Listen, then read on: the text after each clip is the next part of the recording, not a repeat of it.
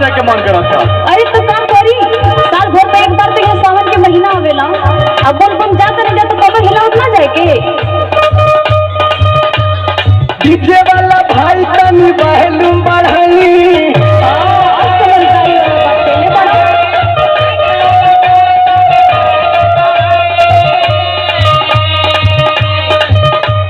DJ वाला भाई तनी बहलूम बढ़ाई, भौजी कमर हिलाई, भौजी कमर हिलाई।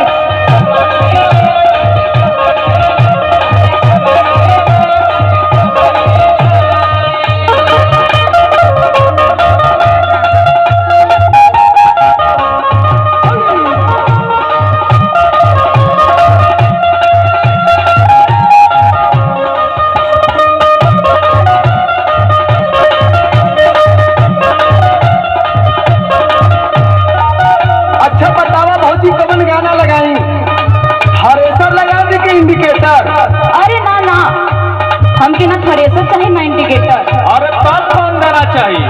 हमके बस लाडो का गाना चाहिए, कैसे हमके लाडो का गाना सबसे अच्छा लगेला। चारों ओर बजता लाडो के गाना,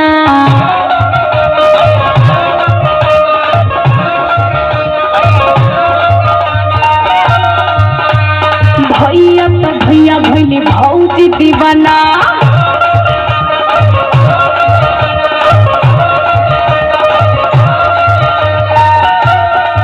अरे चचिया नाचत है। चारों ओर बजता लाडो के गाना, भैया तो भैया भैली भौजी दीवाना। लाइए तोहार जनरेटरों बैठ गई, पता नहीं कहाँ से पुरान दुरान लेके आ गई बोला। अरे नहीं नया बाहो, कोनो तेलवे डालल बनाकर। अच्छा तो जाना हूँ इन्वर्टर वाले के बड़ा ओके चार्ज कला, बाबा धाम जाएगी काम दे।